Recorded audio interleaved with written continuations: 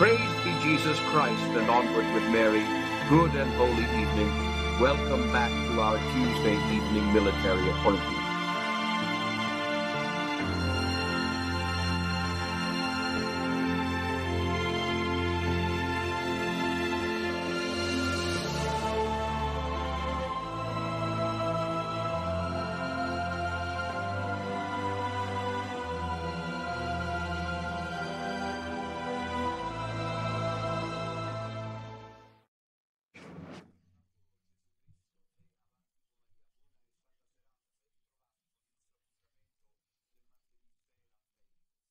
This evening, the title of the catechesis is The Prophetic Prediction of Lefevre, in brackets, 1977.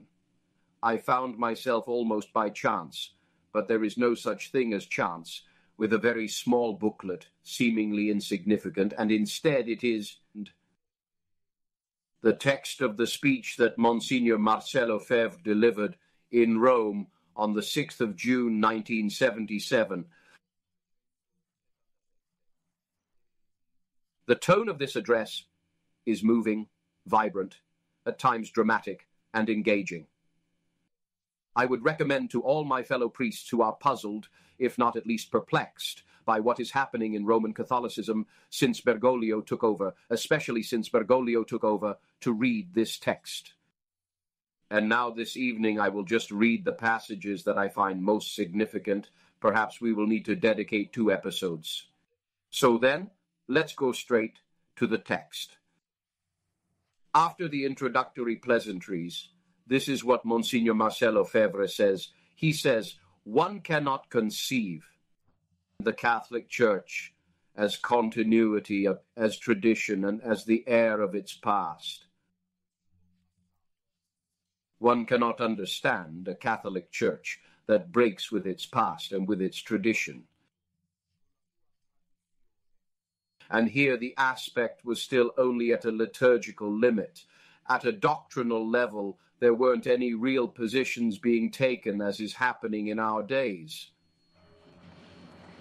I'm in a rather strange situation, and precisely due to the impossibility of conceiving something like this. We're in 1977, that of a suspended bishop who had been suspended a divinis for founding a seminary in Switzerland. It was a legally established seminary, canonically, and he could do it very well because he was a bishop, a seminary that gathers many vocations. And 8 years after the foundation, we have numerous houses in the United States, one in Canada, in England, in France, in Switzerland, in Germany, and also in Italy. How can it be that by continuing to do what I myself have done for 50 years of my life, with the congratulations, with the encouragement of the popes, and particularly of Pope Pius XII, please, can we turn it off? He signaled, but no one is following me. Thank you. That encouraged me. With his friendship that I find myself today being regarded almost as an enemy of the Church, imagine the pain of this man who continues to do what he has always done. And while he once enjoyed the friendship of Pope Pius XII, now he is seen as an enemy. How is this possible? How? How can one conceive it? Then he adds, I had the chance to tell the Pope in the last audience I had on the 11th of September. This report is from June 77, so it refers to September 76 in one of the conversations with Paul VI.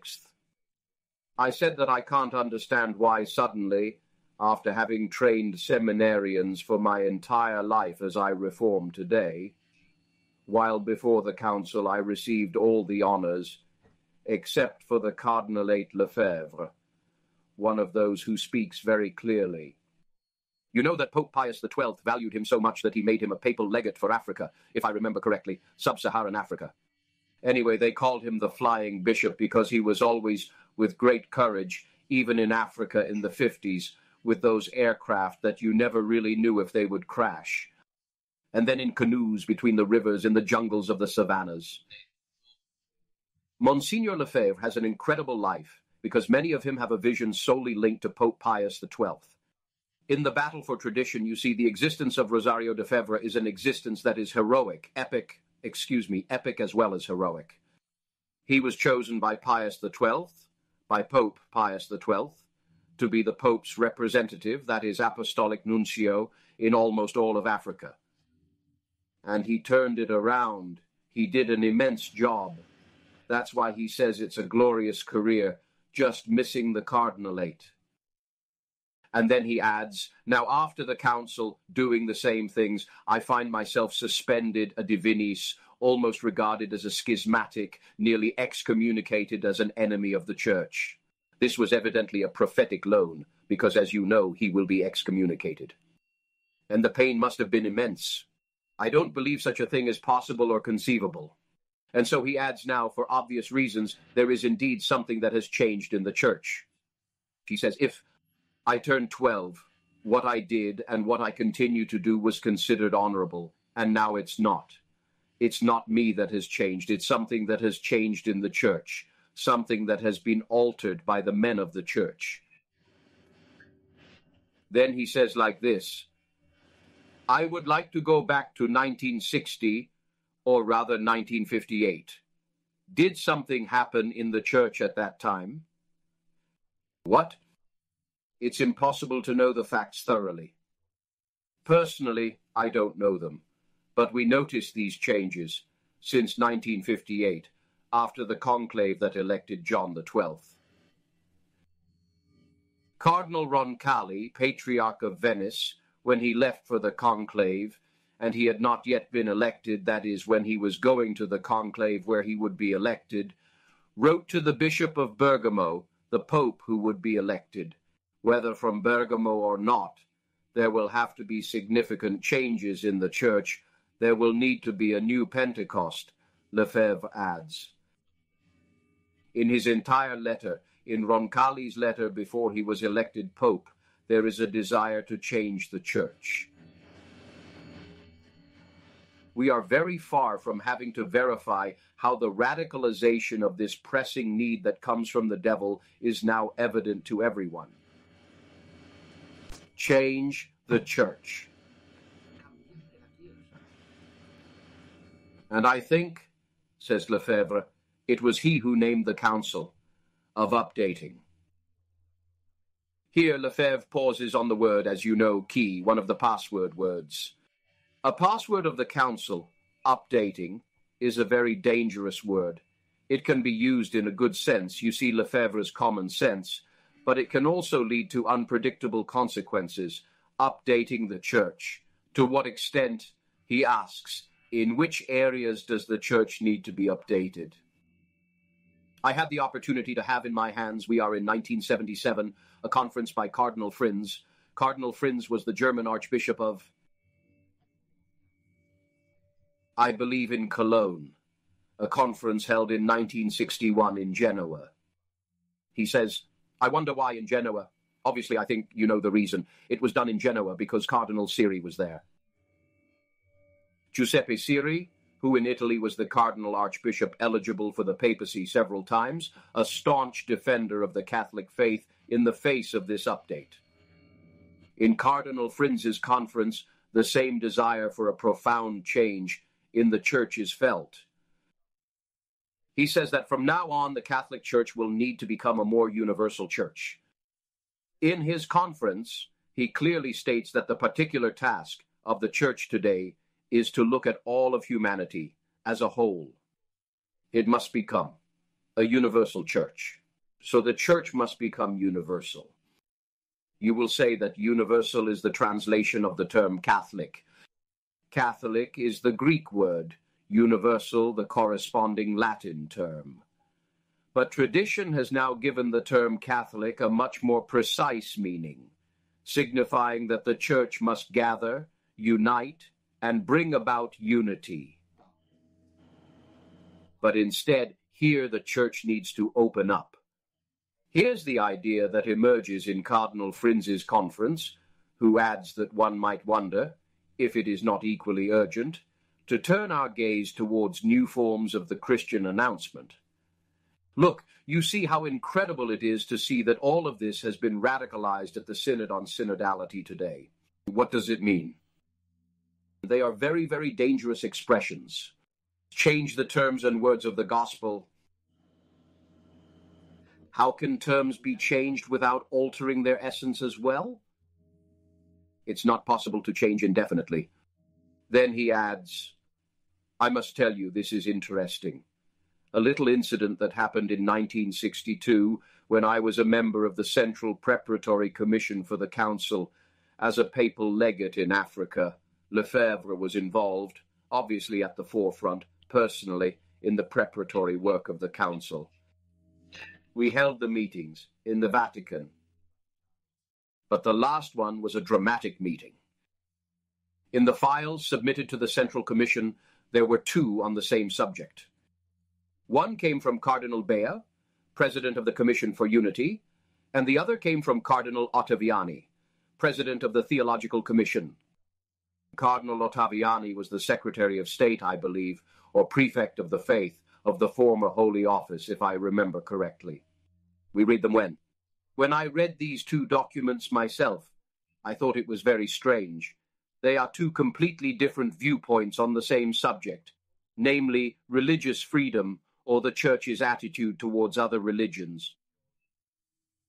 The one by Cardinal Bea was titled On Religious Freedom, about religious freedom, while that of Cardinal Ottaviani, Defender of Tradition, was titled On Tolerance. One thing is, opening an account is to tolerate religious diversity.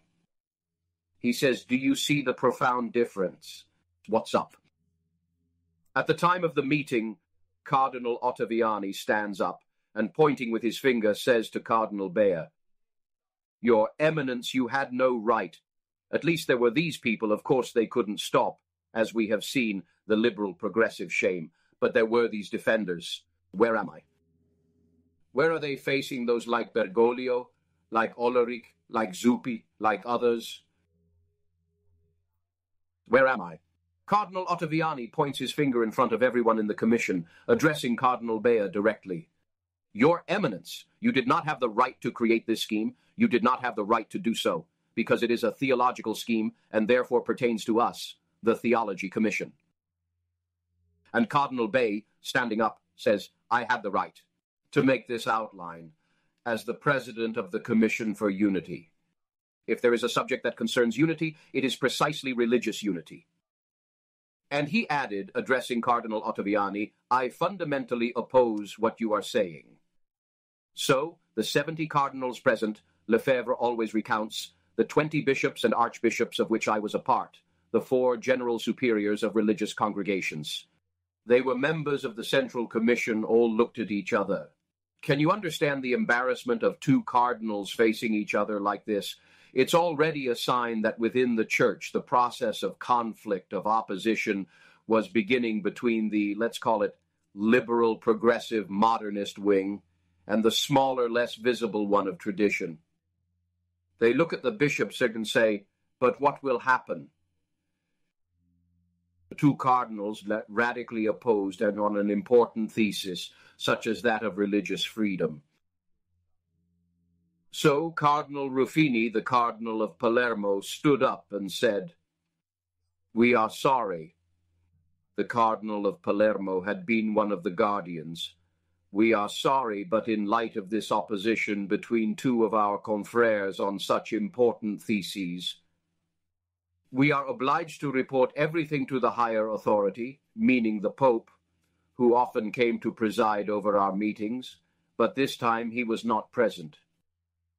Despite this, a vote was taken, somewhat like what is happening at the Synod. This morning we were commenting on the incredible, contradictory, schizophrenic reflection, I would say to Cardinal Müller, who says they were forced to applaud the open letter of the Synodal Fathers to all Christians who were forced to sign it, that he saw the spirit of the Antichrist, yet he was pleased to be there and found no issues.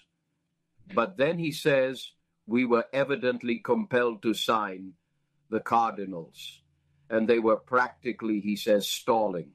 These are personal memories of Monsignor Lefebvre, that provoke thought, that make one reflect deeply. And then, let's move on. He says, ultimately, what was one of the most serious outcomes of the council? In my opinion, he says, it was the change in the definition of the church. The definition of the church has been changed. The church is no longer a divine society. Because it is founded by Jesus Christ, a divine person, there is hierarchical visibility. You know that today this is one of the questions posed to Bergoglio by the 5 cardinals. If one can say that the church is synodal and no longer hierarchical, it is because the hierarchy is of divine foundation, established by our Lord Jesus Christ for the salvation of souls. No, but from now on, the church is communion. The word communion can also mean synodality. What does this mean? What does church communion mean? Communion with all religions. A communion that will embrace, 1977, a communion that will welcome within the Catholic Church all religious groups. And it will come to not only accept non-Catholic Christian religions, but also non-Christian religions and even non-believers. 1977.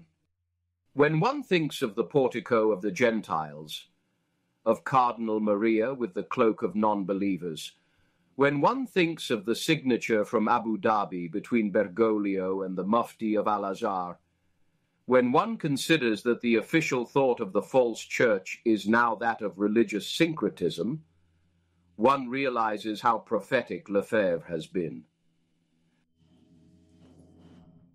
That's clear, he says. That's clear. But where is salvation? Where is grace? Where is our Lord Jesus Christ? If all religions are the same, where is the unique and universal salvation of our Lord Jesus Christ? As you can see, these are obvious syllogisms that clearly short-circuit the mind of today's Catholicism. Where is the cross? Nothing of all this. Nothing of all this, says Lefebvre. For this reason, the definition of the church has changed along with all its consequences. However, Lefebvre then says that the most interesting reform regarding change, obviously his flagship issue, is the liturgical reform, that is, the change of the Mass. He says that in the Holy Mass, the sacrifice has been replaced by the meal. So instead of focusing on the sacrifice of the cross, emphasis is placed on the meal, thus on the communion and participation of the faithful. This orientation is also completely contrary to the tradition of the Church, to the faith of the Church. What is important in our Mass is the sacrifice. The sacrifice of the Mass is not just a meal, it is not an evangelical meal, it is a true sacrifice.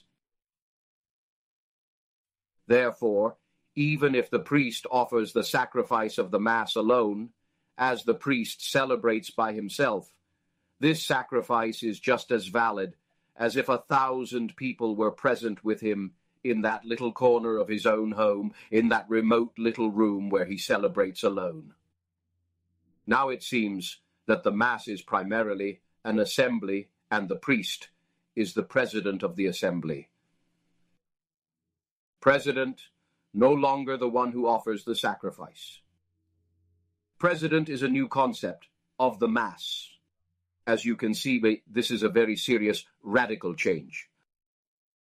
I'm not saying that the new Mass is heretical. This is a truly very important point. It's not that he's saying it in the 60s. It's an advanced reform by now. We should keep this in mind against all those who want to take it to the extremes. Everyone wants to take it from the first part, either for or against. So there are, for example, the historical sedevacantists who claim the fever for themselves. It's not a legitimate operation because the fever has never been sedevacantist. There are those who say the name of the fever that the Mass of Paul VI was ethical. Here is a clear statement from Lefebvre, who had good sense. He had a sense of balance. All saints, even those as strong-willed as Lefebvre, are never excessive in their thoughts. That is, they maintain a balance. I'm rereading it, need to mark this. I'm not saying that the new Mass is heretical. Lefebvre never said that. I never said that. That's an addition. I'm not saying that the new Mass is heretical. I never said that. I never even said that. This Mass is invalid. Interesting. Because then certain far-left pushes that came from him, from the fever, supported this. Read again. They are historic phrases that do justice to a man of pious. I'm not saying that the new Mass is heretical. I never said that. I never said that. I also never said that this Mass is invalid in itself. But I believe that there are increasingly invalid Masses because the very foundations of the Mass are being changed.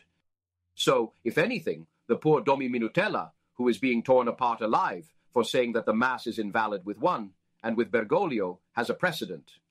Lefebvre says Masses are invalid.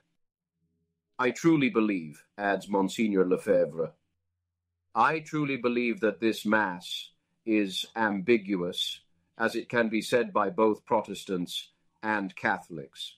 I'm sorry to say this, but it's true. The Protestants agree to say this Mass. I have here a document that proves it. It is a document from the Protestants of Alsace, who gathered at the Church of the Confession of Augsburg, of Alsace and Lorraine. The document states that, given the current forms of the Eucharistic celebration in the Catholic Church and the present theological convergences, many obstacles that could have prevented a Protestant from participating in the Catholic Eucharistic celebration seem to be disappearing. Therefore, it appears that today it may be possible for a Protestant to recognize in the Catholic Eucharistic celebration the meal instituted by the Lord. This is a Protestant document stating that Protestants can comfortably choose to attend a Catholic Mass.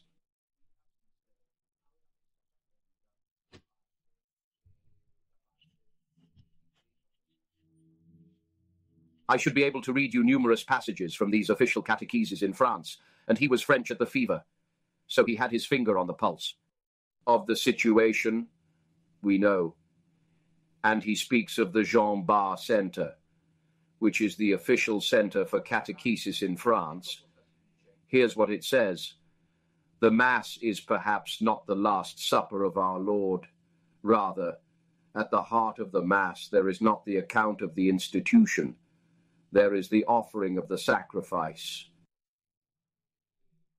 And this, Lefebvre says, is very serious, because now we no longer talk about the action that takes place during the sacrifice of the Mass. Infra actionem, it is said in our canon. Infra actionem, during the action, indicates that the action is taking place. The action of the sacrifice that takes place at the consecration is a true action, not merely a narrative, as unfortunately the idea is now presented in most official documents. It's a tale. A memorial, one could say, right? Instead, Lefebvre insisted on saying, no, it's action. It's an action that reaffirms the sacrifice of Christ on the cross. Very beautiful, this, very beautiful. Here he says, an official document from the Swiss bishops regarding the Mass. It's always the same way of expressing oneself. They say that the account of the institution, the anamnesis, and the epiclesis are the heart of the Eucharistic prayer. So the narrative, no longer the action. By gradually diminishing the idea of sacrifice, the Mass is slowly distorted. It ultimately distorts the Mass and gives the faithful a Protestant spirit. On the other hand, you can notice that it is with this series that all the reforms were made, such as communion in the hand. If it is a sacrifice, the real presence of our Lord Jesus Christ is necessary, because in a sacrifice there must be a victim. What is the victim? Our Lord Jesus Christ himself, who must therefore be truly present. If it is instead a dinner and a narrative, the real presence is no longer necessary. A spiritual presence suffices, the broken bread, as I recall when I challenged the Bishop of Palermo, the bread of friendship, the bread of unity. You see, then, that if the Mass has become a simple dinner, the communion in the hand makes perfect sense. If it's not a sacrifice, there's no real presence, just a story, a memorial. So, it's spiritual. You can take it in your hands, as that bread isn't the real presence. It represents, but isn't. Similarly, the attitude of the priest towards the faithful is normal if it concerns a meal.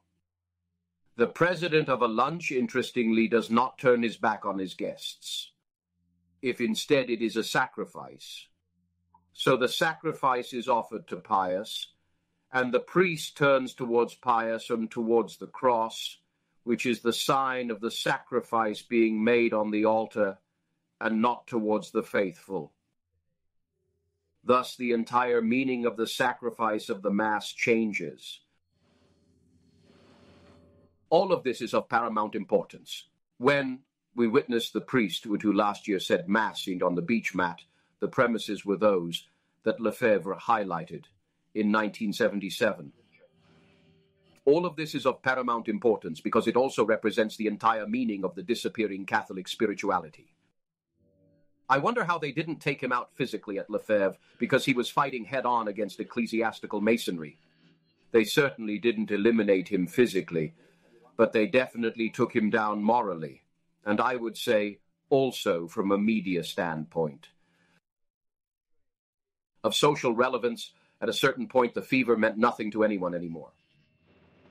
If it is a sacrifice, then the sacrifice is offered to Pius, and the priest turns towards Pius, towards the cross. This is the meaning of the Mass, the sacrifice. We live under the sign of the cross. I would like to make it clear to all of you, the little remnant following me this evening. This is someone who speaks Catholic, and we are no longer used to it, so it's ending up that those who speak Catholic are seen as museum pieces, antique stuff.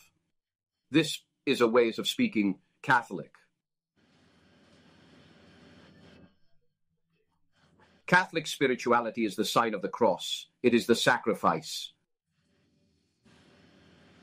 They complain that the seminaries are closing, so they want women priests. The real tested ones married priests. The seminaries are empty. Why are the seminaries empty? They don't ask this. More than once, the synodalists and the Bergoglians should ask themselves why they are closing the seminaries, why there is this crisis of vocation, and why the Mass is no longer understood. It used to be understood as a sacrifice, and the cross is no longer at the center. We are sinners, says Lefebvre, a text of theology. Pastoral, but perhaps I would say above all, it is a text, in my opinion, primarily spiritual, mystical. Look at what it says, what we are sinners. We need the cross. We need the sacrifice, the blood of our Lord, to unite ourselves with our Lord and his sacrifice. If there is no more sacrifice, and we conclude for today, if there is no more cross, if there is no more real presence, there is no more Catholic spirituality, I would say there's no longer any theology, the Catholic framework, if there's no more sacrifice, if there's no more cross, if there's no more real presence, when there's no more Catholic spirituality, I would say that the Catholic framework is gone.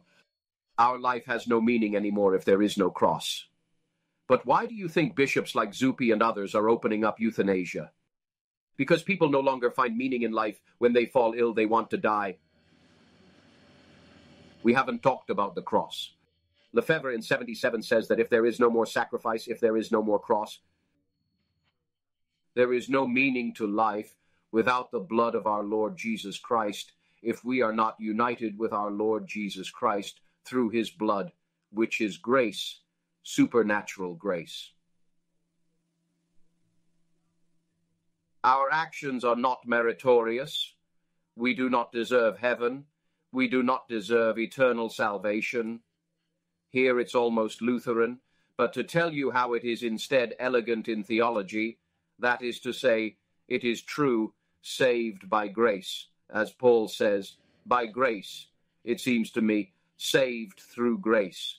By grace we have been saved, not by the strength of our abilities, our synodal projects, or our wills to change, so we improve the recipe. We are saved by grace, Let's not forget it. We are saved by grace, says Lefebvre. So, since we are sinners, we need the cross, we need the sacrifice, we need redemption. Of course, Lefebvre says, there can be good deeds in other religions. He has been in Africa, he has had contact with Islam for many years. In human nature, we can do good deeds, but they are not meritorious. Alert. We can all do good deeds, but none of our actions will be truly meritorious. Our actions are commendable, but not redemptive, and they only become so if they bear, look at that phrase, the imprint of the blood of our Lord, Jesus Christ. Right, I believe we can stop here for tonight. As you have seen, we have given a taste, but of course there are many other things, and I believe we will delve into them next Tuesday. God willing, I would like to continue. This text that I recommend you find is, I believe, available on the internet. We are talking about the speech given by Monsignor Marcello Lefebvre in Rome on the 6th of June, 1977, published by the Society of St. Pius X, titled The Church After the Council. It's a vibrant, moving, intense, programmatic text. I would conclude by saying this: we are saved by grace. Rediscovering the traditional Mass connects us in a surprising way to Pope Benedict XVI. It is he who allowed us to rediscover it as Pope, so we are on the right path. It's not just to say that Don Minutella, who celebrated the new Mass, was actually the old Mass, as they call it. He invented it himself and became a traditionalist. No. He followed the Pope's lead. It's no coincidence. The false church blocks, the traditional Mass. Monsignor Lefebvre was right. He got it right. Mass and Christ's sacrifice. Without it, all falls apart. Here is the oddity, the extravagance of this false church. Let us thank the Lord that we had, in unsuspecting times, this prophetic voice that is not sedevacantist, which wanted to clarify how things stood, and we still walk today based on this testimony that Monsignor Lefebvre entrusted to us. Praise be to Jesus Christ, and onward with Mary.